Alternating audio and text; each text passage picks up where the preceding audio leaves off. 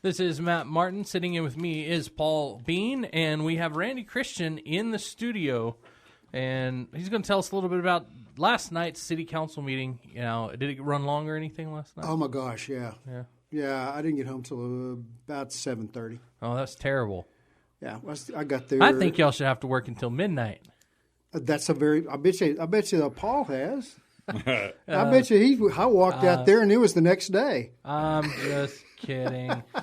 Randy Christian, City Councilman, District 5 here in Lubbock, and he was elected to fill the term of one of our lovely women council people. You know, your district is the district, Randy, that votes a greater percentage of their population than any of the other districts in the city.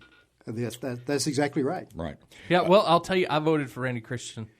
Good man. Yeah, he's on. I'm in his district, and I voted for him. Yeah, he was the only guy on the ticket. He was the only one on the ticket. Yeah. Yeah. Well, I tell people, you know, there was a few people out there that was thinking about running, and then they saw how good looking I am, and understood my intelligence level, and I just game over. Yeah, they ran. But I am entering. I am now officially entering my sophomore year as a councilman. Okay.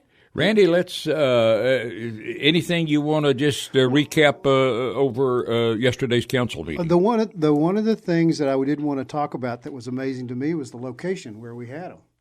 We had it in the new South water treatment plant.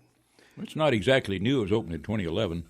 No, not getting water into it. It's the one in the very south, almost close to Slayton. That one hadn't been open very long. That's where we're getting the water from. Allen Henry now. Right, okay. So, no, it has not been open since 2011. Mm-hmm. Are you talking about the Southeast Lubbock County water treatment plant out on 1585?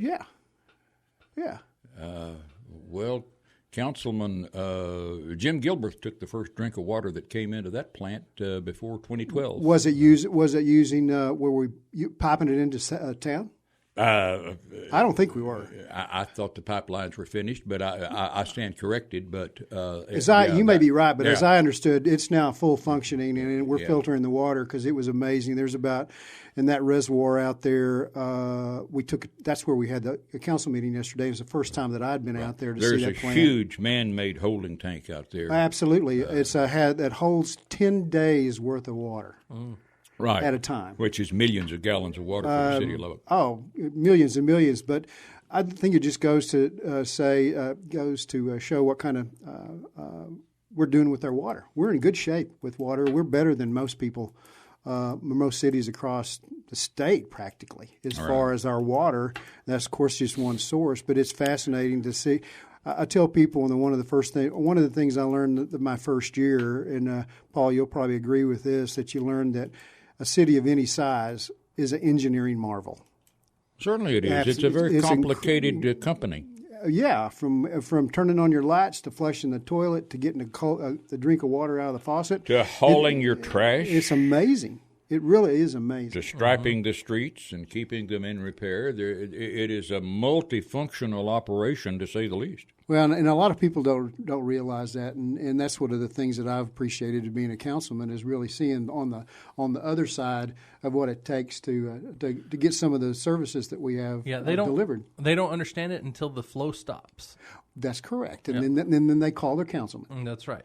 It's all your fault. Yeah. You know, speaking of water supplies and things, this is just a suggestion. I wish all of the radio and TV stations, even the City of Lubbock website, I wish they would put a link on there to the USGS, the United States Geological Survey, to put the lake levels where you can access the lake levels of Lake Allen Henry and Lake Meredith.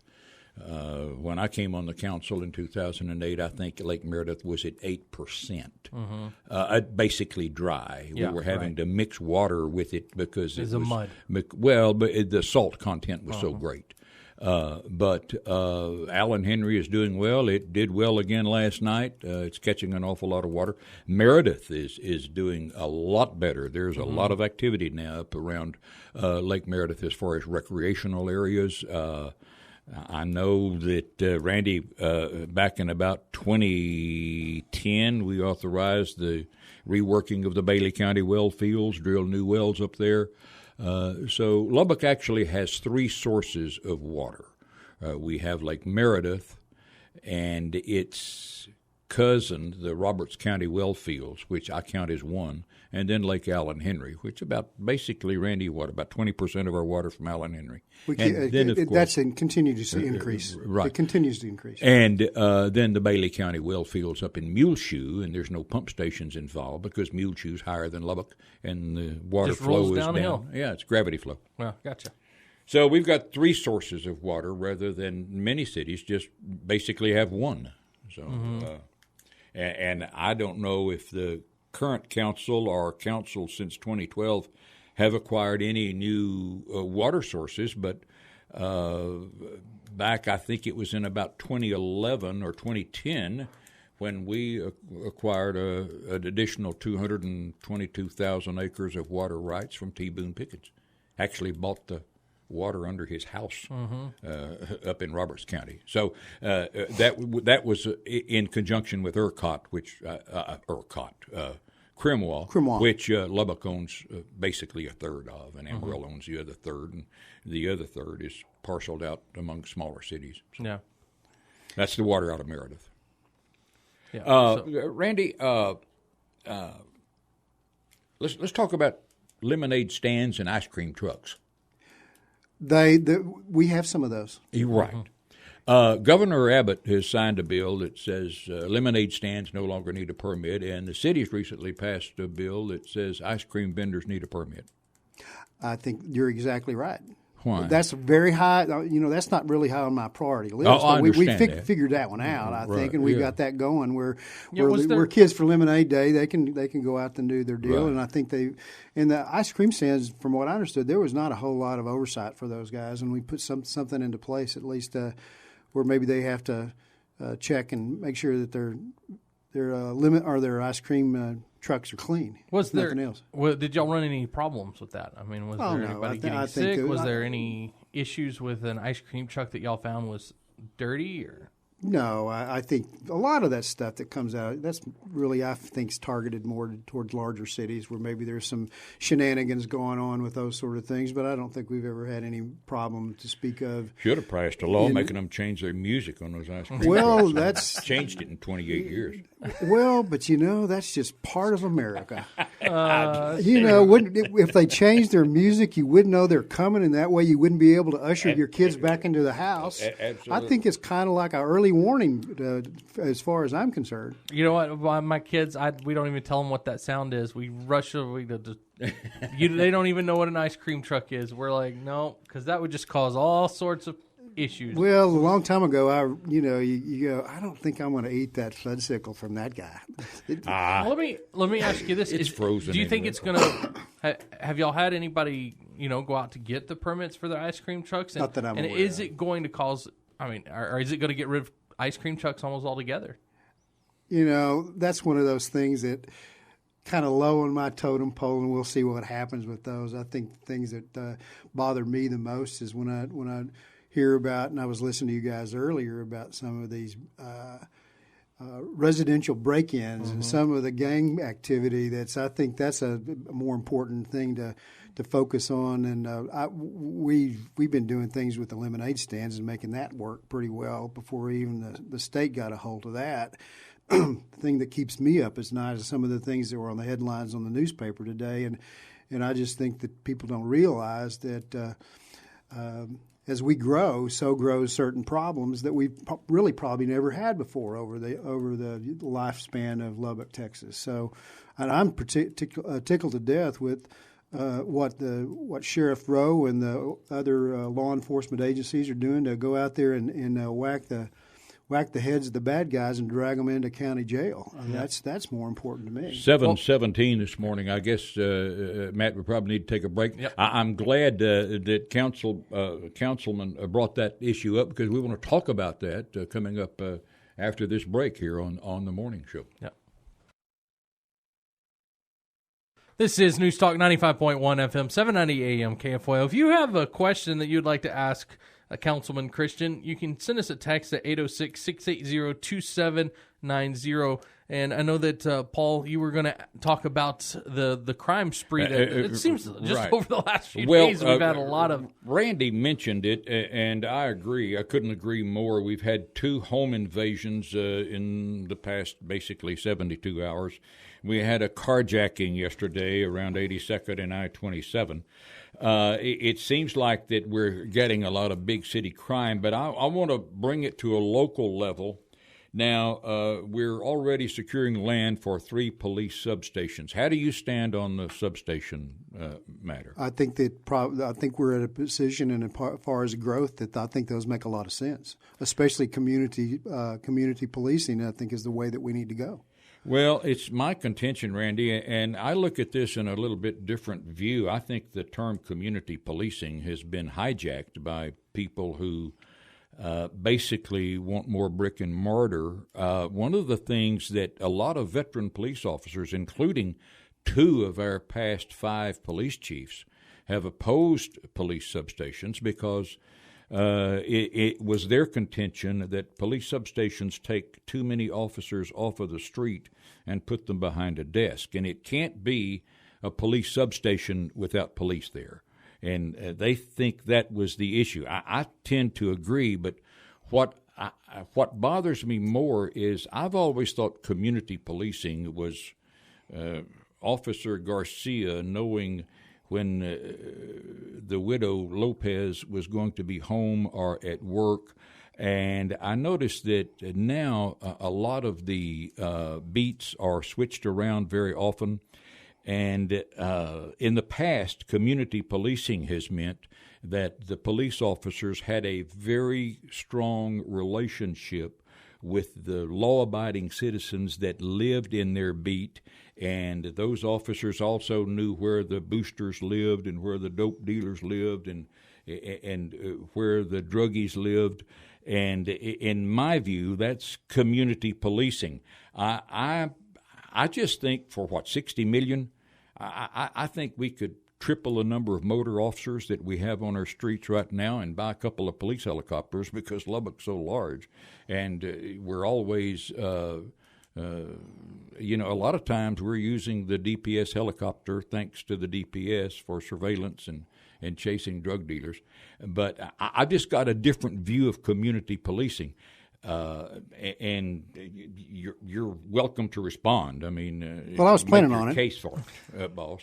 Yeah, I was planning on it. I was just waiting for you to run out of air there for a minute, well, so I could respond. But I think that what you're saying as far as community policing is exactly what we're going to do with these substations. That's exactly the theory and the philosophy that we know where Miss Garcia, that's 80 years old, hopefully that if she runs into something and she's a few blocks away from that substation, that she knows that number and she knows the name of the officer or the police substation chief that's in charge of that substation, and it's that responsibility, that chief, to know that neighborhood forwards and backwards and sideways and upsides and down, that we will know that we could be able to do those exact things that you're talking about in a very much more expedited manner than having to drive all the way down from downtown to go to Southwest Lubbock. And as far as what our officers do right now, as far as their patrols, they're doing exactly what you're thinking. But I think that it's not an issue about bricks and mortar. It's about having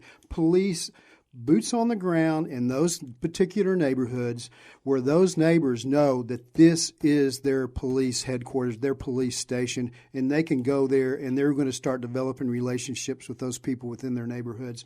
So I couldn't be further distance from what you're talking about in relationship to getting more, buying a helicopter. We don't need to buy a helicopter. We've got a great relationship with DPS, and if we need that helicopter in the air, I'll guarantee you we'll 1, 2, 3 calls and it'll be in the air. But as far as the community policing, I think that that's exactly what we're going to be doing. You did describe to a T what the ultimate goal is for community policing across the city. And you think the substations will help expedite absolutely, that? Absolutely. Every Councilman or Patterson Harris, she's ecstatic because I think just having that substation on the hill over there on Martin Luther King, looking over the one of the lakes. It's actually, we've had jokingly, some of the officers said that's where they would like to be because one of the prettiest views of the lakes that you could find is where that police station will be. Absolutely. All right, we'll be right back after this. This is News Talk 95.1 FM, 790 AM KFYO. I'm Matt Martin. Sitting in with me is Paul Beane, and we have Councilman Randy Christian in the studio. Now, Councilman, we do have a few text messages. I definitely want to bring up one. Now, the City Council last year, in their budget, they did the increase of 1%, with the understanding, I guess, from the police stations, they were going to go 1% and then 2%. We've received... Penny. I believe that's pennies. Yeah. Well, it'd still be a percent. Right. It'd be a percent, yeah.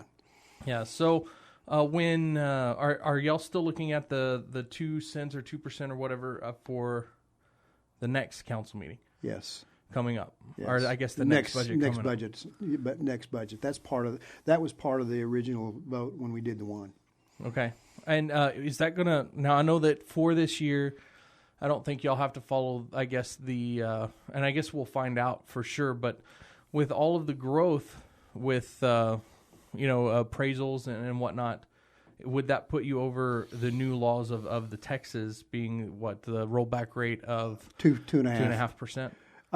Don't know, but we covered that, and we went over those legislative changes, and I think that will remain to be seen. But that's, there's always that possibility. But the 2.5 is, and they changed the terminology. It's not, and now it's not a rollback. I think it's a voter initiated. So those are things that we're going to have to adjust if that happens. But yeah, it is a 2.5. Well, I don't believe the growth has a factor in the rollback rate. No, it doesn't. New growth does not. But new growth, exactly right. But appraisals do. Well, all growth is new. Well, I guess my point is that your appraisals can go up, and that could be considered, a value going up and growth of the value. But overall, the appraisals aren't going to matter. But new builds are not going to go new against properties. That. Right. That percentage. Understood. Randy, with the tremendous growth we've had in sales tax, do you think the increase will still be needed? We'll wait and see when we see the budget, because internally the staff is working on the budget right now, and we'll start having our budget workshops late August and through September. So is the council, do they give the staff any recommendations? For example, do you say, hey, get us, be careful with this because that 17% of sales tax or whatever could be gone next year? Or do y'all look at it and say, all right, we need to be more conservative with the budget. We will need to, try to keep... not soak all this up, but see if we can give breaks to the taxpayers. I can only speak for myself. I'd rather see what they come up with first and then go back and make those recommendations or suggestions. But I don't want to I don't like the idea of hamstringing the staff and letting them do their job, and then we come back and do their job and say, hey, can we do a little better here? We can do a little better there.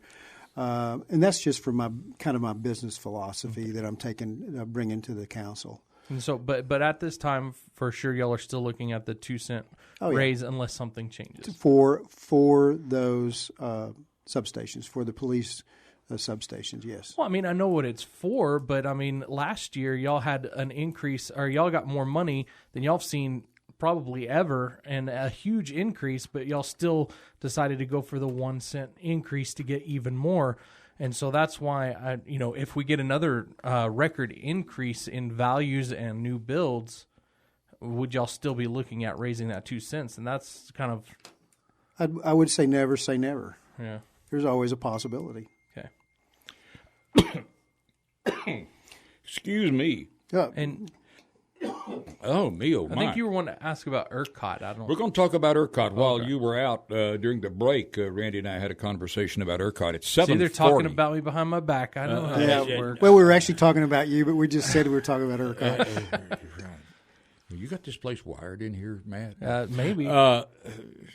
Electric Reliability Council of Texas, ERCOT, LP&L board a few years ago made the decision to basically go outside of the Southwest Power Pool and join ERCOT, and Lubbock will be the the Lone Ranger out here on the High Plains as far as ERCOT is concerned.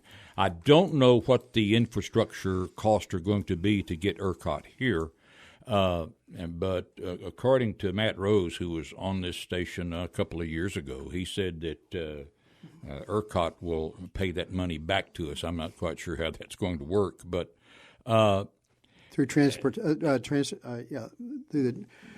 the distribution fees. Okay. And you're now the ERCOT deal was made before you came on the council. Correct, but it's been implemented while I've been on. Right, and you voted to approve that or to implement. Well, it was pretty much that was already out of that. The horse was out of the barn pretty much when I came on. I know that ship had already sailed. Yeah. But you're a firm believer that ERCOT will be a reliable source of power. Yes. Okay. Well, we'll see. It's had some difficulties in other parts of the state, and even the executive director of ERCOT 2 years ago said that a massive heat wave probably would strain them past their reserves limit. And that's been printed in several newspapers. I think that was an irresponsible comment. Well, he's the executive director. I don't care who he is. I think that there's always the chance of blackouts during a heat wave. We've had Houston's had them. There's always that possibility. But we haven't had them. But yes, we've been close. I think probably over the years, if you look at it. But I think in an overall reliability, 365 days out of a year, I think it's going to be okay. Well, we had a massive power failure here several years ago in Lubbock. Somebody got stuck on an elevator, didn't they? When the Tolk station up in Muleshoe, that coal-fired plant by Southwestern Public Service or XL Energy, whichever one you prefer, went out of phase. Mm-hmm. They were washing transformers, and for some reason it went out of phase. Mm-hmm. Rather than 60 cycles per second, it dropped to about 54, and the plant shut down. And we had a massive blackout all across the South Plains because that was the main source of power for. And when it went offline, then Plant X went offline, and other Southwestern Public Service plants went offline. It's a domino effect. And so you have an issue there. But that's the last one I can remember. We've had some outages at Lubbock Power and Light recently in Lubbock. I noticed one of the TV stations was off for about just over an hour and a half recently out in southeast Lubbock. Was that due to the thunderstorms? No, it was not. It was I didn't remember exactly what happened, but I do remember it going out, but I don't remember why. There was some failure there was equipment failure at a substation, and we've had two minor ones before that. So, of course, that's a lot of people tell us that some of the equipment at LP&L is getting a little bit over. It is. I think they got them back up pretty quick, though, if I remember right. So, anyway. Randy Christian, Councilman for District 5, is our guest this morning here on KFYO. Yep, and if you want to send us a text, we've gotten a few text messages at 806-680-2790. Other than that, we'll be right back. This is News Talk 95.1 FM, 790 AM KFYO. I'm Matt Martin. Sitting in with me is Paul Beane. We have Randy Christian, Councilman Randy Christian, in studio to talk about last night's City Council meeting. We do have a text question. I'm really not sure exactly what they're talking about, but they want to know how much of the Coliseum-auditorium windfall is getting cut from the budget. I guess it's the amount you're paying for that. I think it's all gone, isn't it? Yeah, that was pretty much a wash when they knocked that thing down anyway. As far as the expenses and cost to us, I don't think we were putting a lot of money into it for several years prior to it being demoed. Well, you know, Randy, one of the arguments is that it was costing us about $800,000 a year to run that. Exactly. And I think that's what the texter was I think talking that's what about. He's asking about. And that was one of the reasons that I think swayed the Lubbock voters to vote to abandon the Coliseum-auditorium. And I think that's when it was really pretty idle. That was just standard maintenance for that thing at that expense. Yeah, and I think they had. I looked at some of the salaries that they were adding to the expense account at the Auditorium Coliseum, and I think there was a couple of ACM's salaries on that which was kind Well, of a and little. That was voted. It's interesting. The vote for the auditorium with Coliseum was the exact same time I was on the ballot. Right. Uh-huh. And the people asked me, well, how did you vote on that? And I said, that was my last vote as a private citizen. You'll never know. You'll never know how. Absolutely. But, one of the reasons that the citizens voted for it was because we can really save a lot of money if we get rid of it. And I think that's part of it, Paul, but I think part of it is that, as you well know, that was done at a time that made sense as the partnership between the city and Texas Tech. And it was just kind of one of those odd deals that kind of needed to be squared up, if you will, and move on with that. Chancellor Hance had a conversation with the then Mayor Tom Martin, the late Tom Martin, and he said, Mayor, you need to give us that auditorium coliseum. And Mayor said, what have you got to give us in return?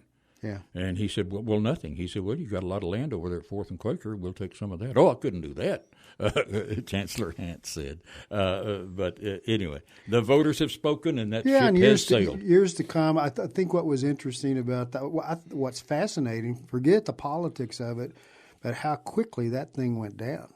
And it's going to be a field of dreams here, and all that concrete and everything's gone. I regardless of whether it's a coliseum or an auditorium, and the demos in general are fascinating to watch and see happen. Does the city have any interest, or do they have a dog in the fight in the new dirt arena? No. Nothing at all? No. Okay. We might give them a suggestion and slip them a note. But other than that, that's going to be about it. We're out of it. As far as I'm concerned, that's the way I feel anyway. What do you think the note would say? We need one somewhere. Well, I think we need one. I mean, there's no question about that. I think we missed the boat on not having a more user-friendly, let's put it that way, place for our dirt events, especially livestock and horses and stuff. We need something that where we can compete with the Amarillos, and Abilene has a great facility, even the Mallet Center across the way. But we need something where people can do those sort of things. Well, Amarillo is probably the leader in that because they're at the crossroads of the great Interstate 40, and then to some extent the American so. Quarter Horse Association headquarters too. Absolutely, and so they're a big rodeo and equine center. That thing stays busy every weekend, and it is on their fairgrounds. Right, some of that stuff could come to Lubbock, hopefully. Oh, absolutely. So here's a question. We have someone that wants to know, now I think this happened the council meeting before, but did you agree with Lita giving taxpayer money to South Plains College?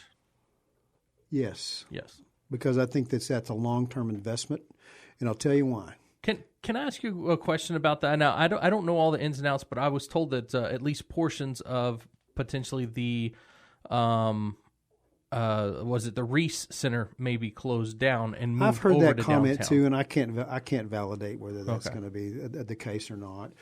And here's where I feel the long-term potential benefit from. First of all, I'm glad that we got South Plains College coming to going to take over the current city hall. I think that we're not going to have an empty building down there.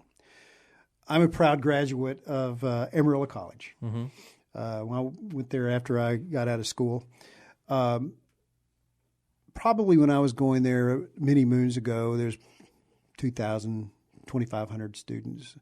And actually during the council meeting, we were discussing that. I looked in to see what the student population for Amarillo College is now, and that's, of course, multiple campuses, 11,500 students. Yeah, Amarillo College. And so it'll take a while, but I think that could have as a significant impact of almost anything that we could do, are doing, or planning to do in downtown Lubbock for the many, many years to come. Well, SPC's already had an enrollment of over 8,000. Yeah. So on all of their campuses.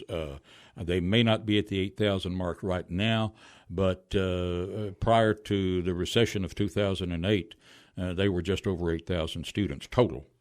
Well, so, the ancillary benefits of it being down there over the years, I think, can be very significant also. All right, we'll be right back. We'll have the last segment with Councilman Randy Christian. News Talk 95.1 FM, 790 AM, KFYO. Randy Christian, Councilman, District 5, is our guest in the last couple of minutes here. Randy, there's been a lot of talk about downtown redevelopment, and we've heard various stories basically for almost a couple of decades now about who's going to come into downtown Lubbock and who's not going to come into Lubbock. With the collapse of the Reagor Dykes initiative in downtown Lubbock, what's ahead for downtown redevelopment? Move on. I don't think that that's going to bother in the long haul. I don't think that that's going to have a great effect on downtown, especially when you see what's going on right now. I tell people it's especially when you look at Buddy Holly Hall, when that thing opens up, it's on the north side of downtown, and you've got the new City Hall on the south end as a bookend of it. I think you're going to see I think that's going to ignite some more downtown redevelopment that we don't even can't even envision right now. I think somebody will wind up buying that Reagor Dykes building. And I was telling somebody the other day, I think that what would be an incredible use of that building is somebody to come in and do what I call more residential hotels. Concept where it would be maybe a little larger rooms than that, where there would be a kitchen and almost corporate things for downtown. And then you look at the Cotton Court that's will be finished very soon.